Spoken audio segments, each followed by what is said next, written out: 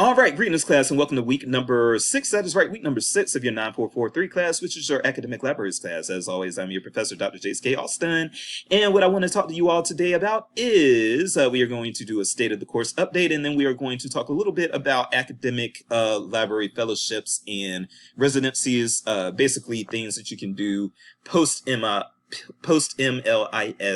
temporary positions that you can get that can get you some real-time experience and allow you to be more competitive on the job market once you finish that temporary job. Now, I am going to talk about those a little bit, but I am going to try to keep this video at 20 minutes. And of course, you can speed this video up. And what I'm going to do is just kind of plant the seed, but it's up for you to kind of grow the plant after I plant this seed. And if you do want to learn more about residencies and fellowships and things like that, then it's up to you to actually follow through, to maybe reach out to ACRL and some other entities and try to figure out what fellowships and residencies you would be eligible for and where they are and how to apply to them and what benefits they may offer, and then also what pitfalls they may offer. So having said that, let's first get into the state of the course update. I do want to just say that yes, this is our unit 6, module 6 is a more difficult unit, actually, because this is a unit where we do discuss a little bit about toxic work conditions in academic libraries. Now, I have a lot of thoughts on this, and in fact, I just deleted the I had a check-in video where I was really just going off and keeping it real about the toxic work environments that develop in academic libraries, as well as what causes that, what I think contributes to those toxic environments and things like that. But after having a whole diatribe that I had recorded and was about to upload, I was like, yeah, they're not going to like that. Because I do remember, even though I try to keep it real and what I'm trying to do is warn y'all, I do remember teaching evaluations in the past where when I kept it real, I got told that I was being too negative, and it was hard to, one student said it was hard for them to even concentrate on the course anymore because I had made it so negative. So I don't want to do that. But I do want to keep it real and say that, yes, there is a lot of toxicity within academic library environments. I'm going to take a few minutes to just share why I think that's the case. The main reason why I think that's the case is because, and this includes me, so I'm not talking just about other people in this situation. I'm talking about Dr. Jace is talking about Dr. Jace with this one. I think one of the things that makes our academic library environments toxic is that there are so many people in academic libraries who really wanted to do other things but couldn't make it, and this is where they landed. Academic librarianship tends to be librarianship in general actually tends to be kind of one of these, for lack of a better word to use, I'll just call them safety net careers, but careers to where you have something you can fall back on, you know what I'm saying? So it was always my dream. I started out after college. I started out in journalism. I was a newspaper reporter for a few years, and I eventually wanted to be a syndicated columnist, but I did not have the talent or the chops for that, and I will admit that. So I needed other career options, and there's just nothing that I'm really good at. I'm not I don't have any talents. I don't have any real skills. Nothing like that. I'm not tough enough to be a law enforcement officer, even though I kind of wanted to be one. I'm not, I don't have classroom management skills. I couldn't be a teacher, so forth and so on. Actually, I couldn't be a K-12 teacher. Obviously, I'm a university teacher. But I say all that to say I had to go where I could actually make a living for myself, and libraries have provided that for me. But here's the thing, libraries provide that for a lot of people. So you will meet a lot of very smart people in academic libraries who, for one reason or another, could not become professors or could not become the things they actually wanted to be, like lawyers and engineers and doctors and scientists and all of these things, authors. And so they end up in anthropologists, all these things. So they end up in academic libraries. And they end up with a lot of people, a lot of other smart people who feel underappreciated and feel like the work doesn't match the intelligence that they bring to the table. And so you end up with this toxic work environment due to that, of people who are there, but do kind of wish that they were somewhere else. So that is that's my perspective of the main thing that is contributing to the toxicity that you see in academic libraries. The people just don't want to be there. But there are so many great things about working in academic libraries, and I don't want that to be lost sight of. I mean, it is a very comfortable job. My wife is a inner city elementary school vice principal at a Title I school, a very rough school in inner city Kansas City. And I hear about the stuff that she goes through during the day, and it's a lot. It is a lot. And we're not going through that. And I wanted to be a law enforcement officer, but also working in academic libraries, I don't have to worry about having to use proper technique when trying to subdue somebody or being physically attacked myself. You know, of course, those things can happen anywhere. You're not completely safe anywhere, but I'm talking relative terms here. Relatively speaking, academic libraries, if academic librarians would let them be, academic libraries can be very, very comfortable. You're working inside in air conditioning. You have the lighting. You're not lifting a bunch of heavy objects. You're not working with hazardous materials. You know, you're not having to mask up outside of a pandemic. You're not at risk of being physically attacked all the time. You know, you're not going to be cursed out by angry parents a lot. So forth and so on. All of that to say, and the academic libraries even offer some comforts that public libraries don't, because public librarians, they are threatened quite a bit. Now, I've been a public librarian, so I've seen it. They are threatened quite a bit. They are cursed out a lot. They are this, that, and the other. Public librarians a lot of times experience the same types of toxicity from patrons that people who work in retail experience from their customers. And you get that at academic libraries too, because I know there's probably at least one person saying, but Dr. Jace, we see that in academic libraries too. Yeah, I'm sure you do. But 9 times out of 10, it is not to that extent. And if you're being intellectually honest, you know it is not to that extent. Academic librarians are not getting cursed out by students and professors the same way that retail workers at Walmart or public librarians working in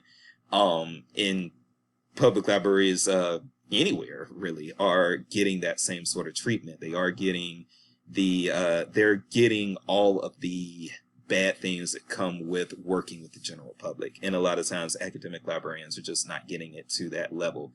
But you're not going to have academic librarians for the most part counting their blessings and saying, well, at least this, at least that, at least that. No, they're going to dwell on the negative, and they are going to try to research around the negative, which makes sense. You research to solve problems. So there's nothing wrong with researching around the negative. But I'm just saying the focus with a lot of these academic librarians is on the negative associated with their job and not the positive, okay? And because of that, that starts to really make academic libraries very, very toxic workplaces. I'm sorry. So, I'm sorry if I have ruined your, I'm not going to blow sunshine up your rears. That's not what I'm here to do. I'm here to inform you. But when it comes to really reliably informing you all, yes, I do think that this week's readings are necessary, even if there are some things you all don't like about them, because I don't want to paint this picture that academic libraries are going to be all rosy and candy and lollipops and gumdrops and rainbows. No, it's going to be some stuff. But a lot of the stuff going on in academic libraries are stuff that academic librarians are putting on each other as opposed to external forces putting it on them. Now, there are also external forces putting stuff on academic librarians as well. Professors will give you a hard time. Yes, they will. Admins will give you a hard time. Yes, they will. But a lot of our problems in academic libraries seem to be internal. Whereas, and I've worked in public libraries too, and I have a lot of friends who are public librarians as well. And a lot of those issues are external. A lot of the issues they face come from parents. From parents, but come from parents and from patrons is what I really meant to say. But parents of kids who visit public libraries, yeah, they cause problems too. And they come from the library board, and they come from the general public, and from whoever's funding, whether it's city council or county commissioners or whoever is funding the public library. Those issues a lot of times are external for them. but we create problems for ourselves and each other a lot of times within the realm of academic libraries. So that can be kind of the issue, okay? And so I do want this week's readings to kind of get you all aware of that. But hopefully, there are a lot of people leaving the profession, relatively speaking, a lot of people leaving the profession. So hopefully that will open job opportunities, first of all. But also I'm hoping that some of that toxicity will be leaving. I don't have high hopes, because here's another thing. Just to keep it real, a lot of times academic libraries are the only place that a lot of these people can work. And I've seen people leave the field and come back for a lot of reasons that they claim that they came back. But if you ask me, I think, I'm speculating, but I think the real reason why they came back is because other people weren't putting up with the bullshit the same way that they can get away with stuff here in academic libraries. And again, that's also true of me as well. When I was in academic libraries, yeah, after a while, I just started, just kind of showing out every now and then, because it was kind of like I had to say things, but I'd take an approach that wouldn't work in a lot of fields and would get me fired in a lot of fields. At least I had in the past, okay? And what I just say to that is that, if for me it was an issue of, well, if other people are going to be outspoken, there's no need for me to not be outspoken, but I'm outspoken in ways that I think are going to make academic libraries better. So I do think that I am at least trying to be a solution and not build onto the problem, but you know how that goes. Anyway, so all of that said, yes, this is going to be a heavy week as far as the discussions and the material. It's not going to be the most friendly material, but it's stuff that, again, I wanted you all to be aware of. But that's enough of that. Let's go ahead and talk about residencies and fellowships and things like that. So what you all are getting right now in this MLIS is not job training. And I hear, you hear a lot of times people say, well, that my library school program did not prepare me actually for working in academic libraries. Now, I do think, and I think that Mizzou does better. Frankly, I think Mizzou does better than a lot of programs do as far as trying to prepare people for, just trying to prepare people for the actual work, not just feeding them a bunch of theory, but getting people prepared for the actual work of librarianship. We do teach people a little bit about the actual databases in this program. A lot of programs do not. We do try to reinforce technological skills in this program. A lot of programs do not. But at the end of the day, this is still not an apprenticeship model, and apprenticeship models were tried in librarianship in the past, and they were shown to be ineffective, even though now, and there will always be people calling for the return of the apprenticeship model, but it didn't work before, and I don't think it's going to work again. Okay, but when it comes to earning this degree is not job training. Education is not job training. But you do need job training to be successful. You need that in any career, and this career is no different. So there aren't these opportunities will not exist for everybody, but they are out there, and so I hope that at least a few of you will try to pursue them. There are academic library residencies and fellowships to where after you earn your MLIS, usually it's a 3-year window of, if you earned it within the last 3 years, you can apply for one of these temporary jobs. And these temporary jobs actually give you real hands-on experience with academic libraries. They help you actually gain skills so that after the position is over, you can compete with other people who may have worked as paraprofessionals and gotten skills that way before going to library school, and you can make yourself competitive on the market. So I don't know. Here's my thing. Anyone can apply for a residency or a fellowship. And by the way, when I say residency, it doesn't mean that you're actually living at the library, because I've had people get confused on that too. If you've ever seen the television sitcom Scrubs dealt with a group of med residents. They were in residencies, but they were in residencies in the medical field. We have residencies within librarianship as well, at least academic librarianship. And so these are, again, temporary positions that are paid, where you are kind of getting on the job experience as you go, and they're temporary and they make you more competitive and give you an actual skill set when you graduate. Okay. Now, if you want to actually, well, first, before I even say if you want to pursue one of these, let me talk about some of the benefits and some of the cons, the pros and cons, if you will. So the pros are getting that experience. You are also networking, building your network base. You are also, a lot of times, within a residency or a fellowship, they will also give you the opportunity to actually work on a unique project or do something that nobody else had the opportunity to do, because you are coming in and they know you're temporary. So a lot of times that gives them the opportunity to give you something to do that, well, that nobody else has the time to do, but it's not something that needs a permanent employee on it, because it is something that actually has kind of a cutoff, if that makes sense. And so you can put somebody who's a temporary employee on that. They can work on it for 2 years and then it's done. And so a lot of projects are like that. Okay. But yes, so those are the pros. The big pro again is the experience, and the second big pro is building your network and having a solid network as soon as you hit the market. There are cons. The biggest con is that a lot of times residents and fellows are treated as though they are not professionals when they are. Their input isn't valued, their feedback isn't valued or listened to. Sometimes they're just given busy work or just have an abundance of idle time. And that's not good, because if you have just busy work or idle time, that doesn't make you marketable. And what you need in a fellowship or a residency is to come out of it more marketable than you were going into it. Okay. So those are cons. And then also a lot of times another con is that people are toxic. We were just talking about people being toxic. Well, people can be especially toxic toward these temporary positions because they are temporary and people see them as less than professional. A lot of people will see them as overpaid interns. And when you have people with those mindsets, yes, they are going to make things difficult for everybody else.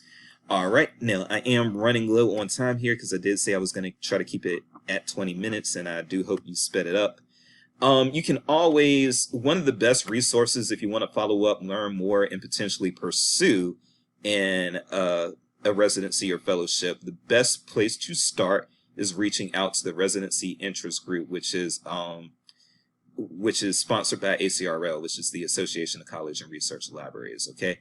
And as you can see, there are a lot of faces. There are a lot of multicultural faces here, because a lot of residencies, but not all, I don't even know if it's most, but a lot of residencies are what they call diversity residencies. So if it's a diversity residency, it's going to involve people who are underrepresented currently in the library profession in all of the, all ethnic people of color or ethnic minority groups are underrepresented. Now, I'm Black, so I'm going to speak specifically to Blackness.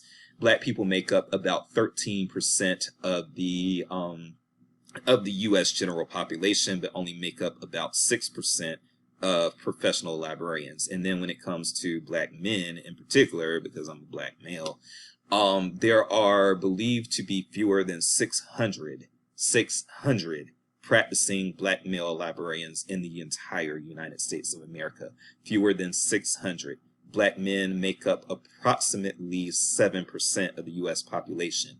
We make up about 0.5% of the professional librarian population. Okay, so I say all that to say that yes, there are diversity residencies out there, and what they do is they make people of color more competitive with white candidates. And so the aim there is to start making libraries a little more diverse on the ethnicity front, so that libraries can reflect the populations they serve. Okay, but this is where you're going to want to start out. This is where you're going to want to start out. This is if you're trying to look for information. You may want to email them and just ask. Okay, there is a residency and program directory, by the way, but you still may want to email this account and ask, okay, I want to learn more and I'm very interested in a MLIS residency program. What do I need to do? Where do I need to go? What are some good ones to consider? And they'll be more than happy to reach back out to you and help you with that. Okay, I am going slightly over 20 minutes, but not very, very much, not enough to matter. So this is where you'll start out, but then also you can look at the job boards, and then you can just, you can even type into Google or to Indeed or these sorts of things, just library residency program or something like that, and there are ways to try to look for and find these various programs.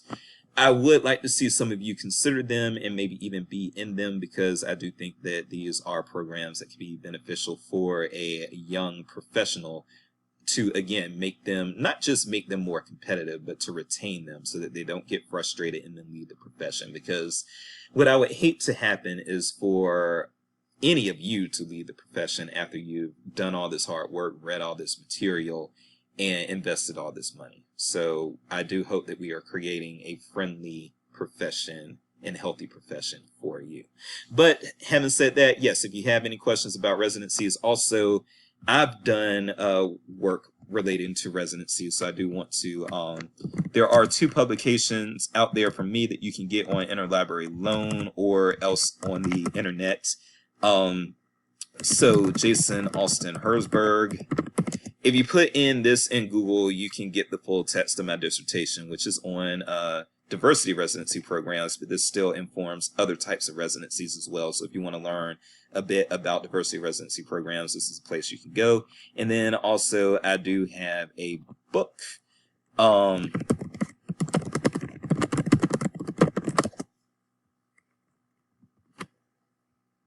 Yes, so I co-wrote this book with Lorelei Rutledge, Jay Colbert, and Anastasia Shu. And this is, oh, wow. And boy, is that book now a lot cheaper than it was starting out. But that's okay, because you don't really get very good royalties in this field anyway. But having said that, yes, there are some things you can interlibrary loan this book if you're interested, and the book will be pretty helpful. And then also you can download my dissertation for free if you want that information there. And then I am available for questions. So I will leave it at that. So those are some things that you can consider. I am Dr. Jace, and working in the academic libraries, you will rarely ever need mace because, again, they tend to be safe. All right, I will see you all next week. Thank you. Bye.